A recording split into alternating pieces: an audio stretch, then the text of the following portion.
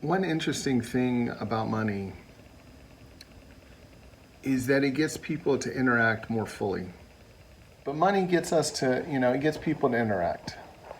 It gets us to meet people that we would never otherwise meet. It gets us to come out of our caves. And it creates a mutual dependence on each other. This can be a good thing or a bad thing, but without money, ironically, the potential for this good, despite the risk of the bad of it, without money, we wouldn't likely do that. We would probably just go after our survival, get our food, get our shelter, call it a day, have some fun, lay out in the sun. And a lot of times that's somebody's idea of, of paradise. Getting by okay, having a little bit of extra maybe. Some call that the American dream. God uses that. God uses the monetary system. He uses all these things to bring us to the place where we're supposed to be. It creates a more human existence.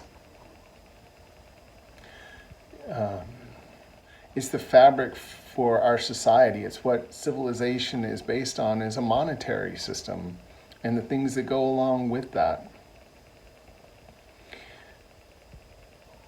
Again, that can be used in a good way or a bad way. It doesn't preclude God.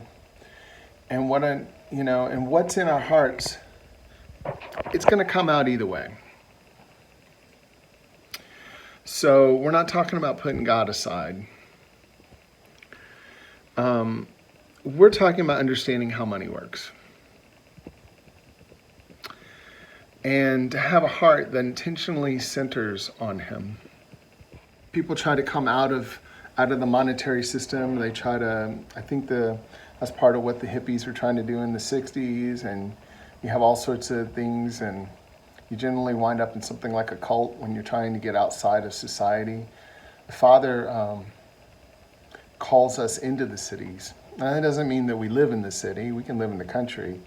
I heard a very good message many years ago about how God wants people to live in the cities and to associate with one another. And, and there's a lot of good things, but He calls people to all sorts of places.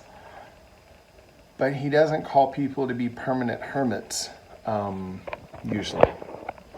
There may be some exceptions. There may be, we see the prophets sometimes lived for periods of time outside of cities and whatnot. But how about a different mindset? How about instead of thinking about how much you're making, think about who are you meeting? Who are you dealing with? Where is all of this taking you? What are you exposed to, and what good can come from that? Think about the good that's supposed to be coming from your life.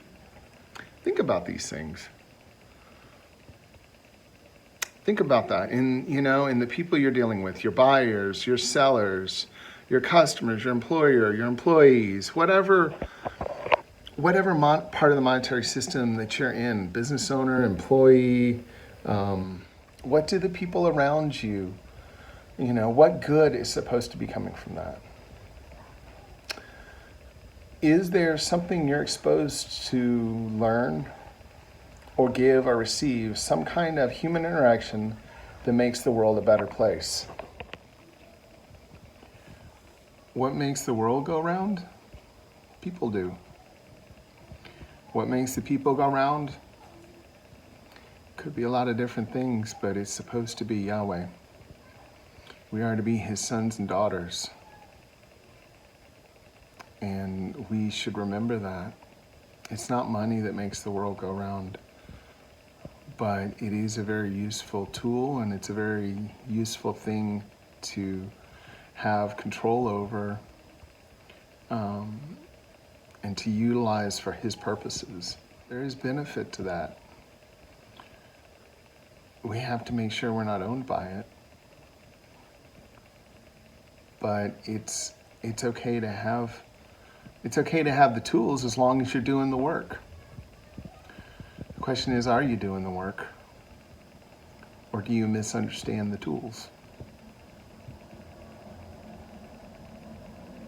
Shalom, shalom.